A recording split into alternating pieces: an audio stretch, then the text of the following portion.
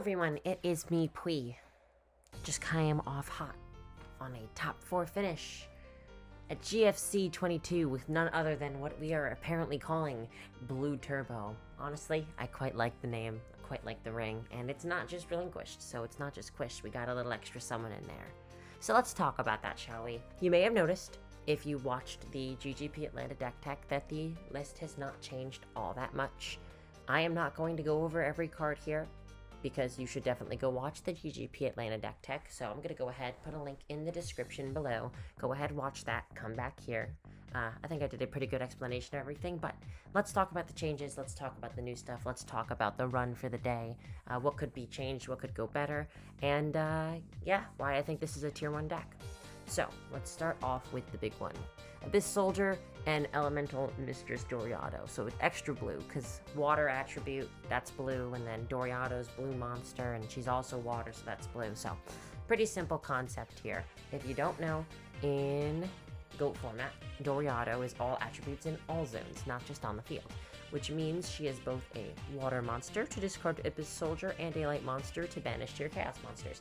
And she's searchable by both Sanju and Menju. It's pretty easy to go ahead and grab her, and then later in the game, if you find Whale, you can activate Whale at least one time without having Zerp. So it's pretty good, and even without that, this is still a light monster, it's still discard fodder, and even without water, Abyss Soldier is still an 1800 beater, and Sook-proof, which no other monster in this deck is Sook-proof, so it's pretty good in comparison to playing like Kaiku or something. It won me at least 2 games. There was one game where I believe it directly won me the game, and there was one game where my opponent had a set Spy, but they also had Torrential. So if it wasn't for the Torrential, the Abyss would have won me the game, and then I ended up winning like a turn or 2 later. So pretty nice, pretty happy with that. Besides that, the other big addition was Premature Burial.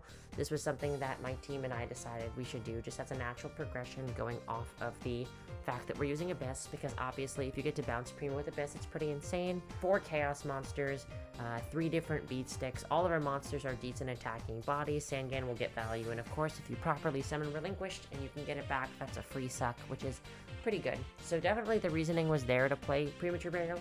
I gotta be honest, it didn't feel really good. I don't know if I'll play it again.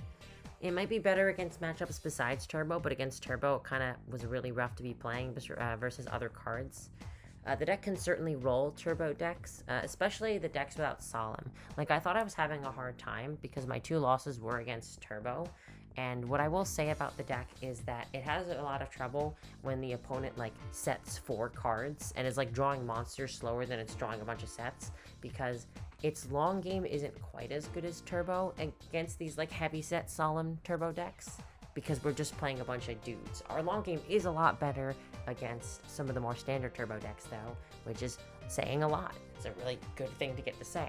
And there's definitely something that's fixable. I started bringing in Mystical Space Typhoon and Dust Tornado on the draw against them, so I can just snipe back row and do that better. But yeah, trouble with Solemn. So like, having more monsters and going at it was not really like what the deck needed, so Primo wasn't really the play. Going into the side, I think the only change we made was I added 1 Zumbira over the second meme walk. Like I said in the Atlanta tech, the second meme walk was just for time rules. Even in that tournament, I never went to time, and then in this tournament, the rounds were 55 minutes long to that event's 45, so I was just like not worried about that at all.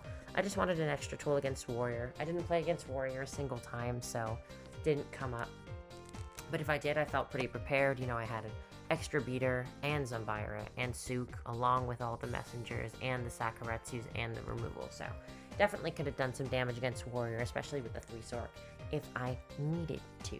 So all in all, deck is really good against unfair decks. Deck is quite good against most Turbo decks, but you know, a good Turbo player is a good Turbo player. And when the back row is really heavy, the deck can struggle a bit in the current iteration. We don't have the staying power of Faith, which brings me into my next point. I think the one thing this deck really wants is some amount of flip monsters, somewhere in the 55, just to keep them guessing or just to force them to use the knock. The blanking knocks was like a really nice advantageous thing, but eventually like AJT started throwing away his knocks on Graceful Charity, and I knew the jig was up. And really, even though it's really super good to have Senju and Manju all the time, I don't think 5 is the right number, because there were a couple game losses I got that were just like, oh, I've got like 4 of these in my hand, or like I've got 3 of these and a bunch of rituals in my hand. So maybe like 4 and 3 is a good ratio. I'll keep looking into that, keep giving it a go. But even if you played this deck card for card just as it is, with no changes whatsoever, I'd say absolutely a tier 1 deck. The deck is powerful, the deck is versatile, the deck is fast, the deck has the sack factor, you know what I'm talking about, that kind of deck where it can just roll you out of nowhere and come back out of nowhere and just do ungodly things that some decks just simply can't. And it's pretty adjustable. You can change the list. It's doing a lot of stuff for a lot of for very few cards. It's definitely got the iron, you know, as opposed to anemia like that other video I recently put out, which you should definitely check out as well. But I hope you will give the deck a go, because certainly there's been iterating, there's been new ideas, there's been new theories, and at this point I feel it's less a matter of trying to get the deck to tier 1 status as much as it's where Chaos Turbo is, where it's like, it's a tier 1 deck and we already know it is, but it's just a matter of being prepared enough for the given event and playing it to your liking and feeling good about the cards you're using and how you're using them. So, you know, break or quib, how many Sorks you play, how many Senjus you play, are you playing flips or not, or how many dust shoots, are you playing solemn, etc., etc., are you maining Sook? All these things are factors that probably are just going to be a matter of preference and metagame and adjustment tournament by tournament. But I feel confident in saying that if you wanted to be a Quish Turbo main, the way that people are Warrior mains, or Turbo mains, or Control mains, or Burn mains, it's very doable. You could play this deck in every event and you can have a good shooting, fighting chance. So if that sounds enticing to you, I highly suggest you give it a go. But for now, I've been Pui, and I hope you have a lovely day.